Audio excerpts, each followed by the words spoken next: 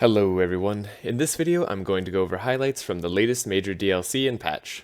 There are two new characters, a new land filled with new events, enemies, items, and pets. There are also two new madness options raising the difficulty max to 18, and a new game mode Singularity, alongside a whole bunch of balance changes, some of which are very impactful. There will be spoilers, so consider this your warning. I'm not going to go over everything, but I will highlight the things I found most interesting. Timestamps will be in the description below. More in-depth guides may follow if it seems like people want them. Otherwise, I'll be live streaming a lot over the next week featuring the new characters. First, we'll start with the new characters. Overall, I like them both, but there's a clear winner in terms of which hero fits in more roles and on more teams. That is Sigrun the Valkyrie. She's a scout mage hybrid, meaning she has access to both classes' card pools, just like our other multi-class heroes. She can be the fastest starting hero thanks to her high base speed of 17 and starting item Wing and Helmet, which gives her block and fast 1. With perks in speed and fast, you can get her up to 24 speed at the start of combat in the very beginning of Act 1, making her faster than all base enemies throughout the game, though there are a few fights like the Hydra and Dryad where enemies start faster. Being in the scout class, Sigrun can definitely take advantage of her speed by speeding up the rest of the team and filtering with Trace for other heroes. Thanks to being a mage, she can also provide Energize and Inspire on heroes. Combine all of that, and you have one of the best support characters in the game. High-rolling a Scroll of Intellect can really break open a run. She's a phenomenal carry as well, especially on Lightning and Wet teams. She also has passives relating to Stanza and a host of fun events that I don't have time to cover in this video. Overall, she's amazing. Whether you play her as attack carry, spell carry, hybrid carry, speed support, or buff support, she's got your back. She can even off-tank fairly effectively due to her bulk and starting armor. The only thing she lacks is a way to give bless and efficient means of providing powerful for the team, though she has herself covered in that regard. She's definitely an S+ character for anyone looking to tackle higher madness levels. Next, let's talk about Bernard the Alchemist turtle. Bernard is another fun hero, but a lot more limited in what roles he can fulfill. He takes great advantage of the new flask card type, which is on a few new cards and has been added to a lot of older cards as well. What's really holding Bernard back is that he's the slowest hero in the game, by a lot. Coming in with a whopping 8 base speed, it takes a lot of investment to get this turtle to go before anyone, which is a shame because with both scout and healer cards, Bernard has a lot of great support card options, including some of the best bless combos in the game. Still, Bernard can play the slow game really well and set up for a nice round 2 by applying a lot of poison, rust, wet, and vulnerable to the enemy team. Bernard also has a very effective healing card that helps you keep your team in tip-top condition. Still, he won't be the best healer, as his starting deck and passive are geared more towards debuffing enemies.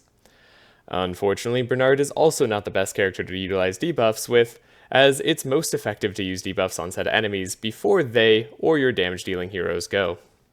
Now, Bernard can do well as a carry thanks to his right path leveling option Dark Tide, which does shadow damage to all monsters while applying Dark and Wet.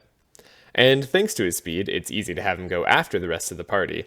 But overall, his kit is not the most damaging, and is very tailored to help out round 2 or later. His level 5 and Sigrun's are among the most powerful in the game, basically giving the effects of Power Coil and Nullifier respectively. Overall, this turtle is a little awkward to use, and will feel most at home on multi-round teams that go into round 3 or higher. I'd give him a B+ for my initial ranking, with mainly his speed stats and lowish durability holding him back. Though if you want to see him work wonders, check out my All Healers Singularity video. With that shameless plug out of the way, let's go over some of the major changes to cards, as well as the brand new curse added to the game, Rust. Rust is a curse that does a lot, as you can see on screen. It increases the effectiveness of Crack, Poison, and Slow by 50%, while reducing the effect of Fast, Sharp, and Wet by 50%. It also removes Reinforce and prevents 1 Reinforce per charge, removing 1 charge when this happens, similar to the Stealth Mark interaction. Rust is only applied by 4 cards currently, making it difficult to utilize without Bernard. Rust is also awkward to use with Wet, as it halves its effectiveness, even though Wet is on both Oxidant and Saltwater, 2 of the easiest ways to apply Rust. I like Rust as an addition, but I wish there was a way to apply it to all monsters, and I wish its role on cards was more clearly defined since it creates weird incentives when playing with Wet. The new Flask card type I mentioned earlier is referenced on a few new items. the most notable of which is Alchemy Pot, since it applies poison and wet to the entire enemy team, while also drawing you a card when you play a flask. Mortar and Pestle is also a noteworthy item because it gives +3 poison charges, tying it for the best poison charge item in the game, but it increases the cost of flasks, so you'll want to avoid poison cards with that tag. Other sweet new items we got in the Sahti DLC include Mjolnir, which you can get via events from the Kraken fight, heavily incentivizing lightning melee attack teams. You can also find small chests in the top of the map in a treasure room on a ghost ship. This item allows high madness level players to finally feel the joy of being rich after poverty took so much from us. The Jolly Roger and Pirate Hat are guaranteed after defeating the boss of Sahti Isles, and are great new sources of fury. Oh, and did I mention the new pets? I think all the new pets have use cases depending on the team composition, with the best ones being Mimi and Matey. Matey is a double hit source of damage for cheap, and can be corrupted to hit the back monster 3 times. Mimi saves you 5% gold shards over the course of a run in all shops, altars, and magic forges. If you spend 4,000 gold and fend 4,000 shards over the course of a run, your 348 gold investment will net you 200 gold and 200 shards. And that's a super low economy run even for Madness 18. You're more likely to spend upwards of 8 to 9,000 of each, but it gets better. If you corrupt Mimi, you save 10% on all those transactions. Not to mention, it's a pet that provides Fortify, which will be very helpful for some blockers who have trouble keeping their block up. Invest in your local Mimi today. There's never been a better time to buy. Buy it early. Buy it now. Yeah, I'm talking to you. You think it's some kind of joke? Come on, look at it. Just buy it. Hurry up. Whew, I don't know what came over me. Where were we? Oh yeah, it's time to talk about difficulty. In short, the game is harder now, and it's not just about extra madness levels, but we may as well talk about those first. The new Corruptor Equalizer is a fantastic addition that essentially removes a major punishment of playing slow burn teams, since every team will now get a great reward no matter what round they finish the fight. Faster damaging teams will find the game harder because excellence can no longer propel them into fast level ups before major fights, and they'll be missing out on better card quality. This Corruptor allows more teams to be played on higher madness levels, which is a fantastic goal that I can get behind, as the thermometer really pushed the meta towards fast teams. On the flip side, there's the 9th madness level, which undoes all of that. You see, while the increased monster health and late game stats across the board, and decreased golden shards payout in the beginning do significantly make the game more difficult, it's the final modifier that crushes hopes and dreams. Injuries are permanent and cannot be removed. While I'm happy and excited about a lot of changes in this patch, as a challenge runner, this stops a lot of runs I've completed from being possible. Honestly, this modifier is extremely impactful in not only route planning, since there's a lot of events that can lead to injuries, but also in that it heavily incentivizes you to run teams where your heroes never fall, because if you do get a Death's Door in any hero's deck, it may lose you the next fight, or a fight 2 hours from now. This wouldn't be so bad if the game wasn't so long, or if the early game wasn't one of the most punishing areas where a lot of teams accept the high cost of early Death's Door removals in order to push forward with a strategy that gains steam later. To give an example of this, all mages with the team I previously ran won't be possible, as I found it basically impossible to avoid death and ended the run with 5 heroes having fallen. That team and many others are simply not viable anymore unless you feel like gambling on never drawing a Death's Door on a turn where it matters. Frankly, I may not run the game on Madness 18 for any truly difficult challenge runs. Now, the developer did mention they will likely be changing the modifier so injuries only can't be removed in towns, which will at least free up campfires and card removes from corruptors.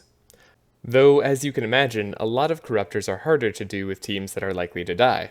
So the number of teams or runs where those teams can win will still be significantly impacted. Okay, enough ranting. Time to get to why the game is more difficult overall, even without this madness level. DLC enemies are harder than base game enemies. I have mentioned this a number of times, but newer enemies seem to get all of the bells and whistles, putting old enemies to shame. Not all of them are significantly stronger. However, when one enemy can increase the cost of all cards by 1 for all heroes until the end of the turn, and that enemy has 21 base speed on Madness 16, it's easy to see the power creep.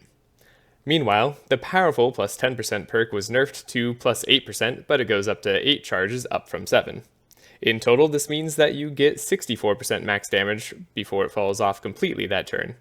Alternatively, you can let Powerful stack up to 60% at 12 max charges, where it only falls off 1 a turn instead of 2. I'd like to say this nerf was unwarranted. Moving on, duo damage cards have been nerfed as well. Cards like Shatter, Neurotoxin, and others used to benefit off of buffs twice, making them extremely powerful options for many compositions, especially for teams looking to transform damage on cards.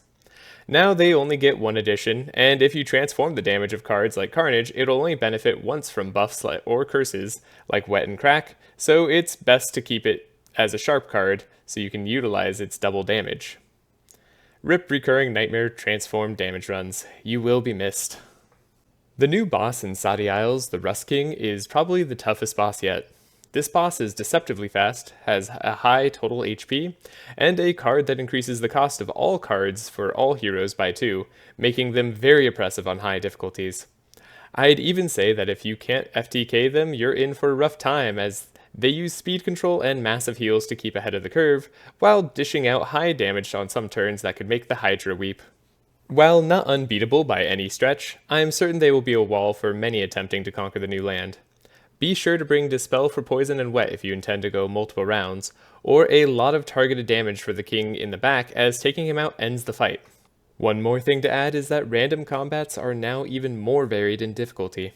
Some enemies will actively hamper the game plans of their team members, making the fight easy, while others will complement their team so well that the fight will be unwinnable for certain teams, even when those same teams can beat all the bosses. Still, it's not all bad news for players, as some cards got significant buffs, and we have a few new tools to help us in our runs. First, Ice Comet at 9 energy now puts a 0-cost Shatter into our hand, and though Shatter is a lot less powerful than it once was, Ice Comet's improved base damage and chill application makes it a decent option on teams with high energy, or a level 4 Nezglect with Faded Future to reduce the cost to 0. Ball Lightning at 9 energy also got improved with 1 more hit, and a few other cards got buffs that won't really impact their play too much, but it's still nice to see. Ooh, and we even have a way to make our armor purple now. If we want to fulfill this area of the map, we go to this ghost, we ask them if they've seen the armor, and we get to talk to them. And here we go, purple armor. Pretty snazzy. Those powerful pets and items I mentioned earlier will surely help out as well, as we continue to tackle the new challenges thrown in our way. All that said, I'm really excited to play around with all the new content some more, and develop new team strategies and combos. I'm sure there's some combos out there that have yet to be discovered, and I can't wait to try them. As I mentioned previously, I have my reservations about Madness 9, and might choose not to interact with it for future challenges, but at least I can test out what I think are solid teams on a new difficulty. The game is harder now, especially on the highest difficulty, and for a challenge runner like myself, it's an open invitation to try and break it, in what are hopefully new and exciting ways. If there's anything in particular you want to see or learn more about, now is the time to tell me. I'll be playing a lot over the next month, and plan to do all sorts of runs. For now, please leave a like if you enjoyed the video, and subscribe if you want to see more in the future. I hope you have a great day or night, wherever you are.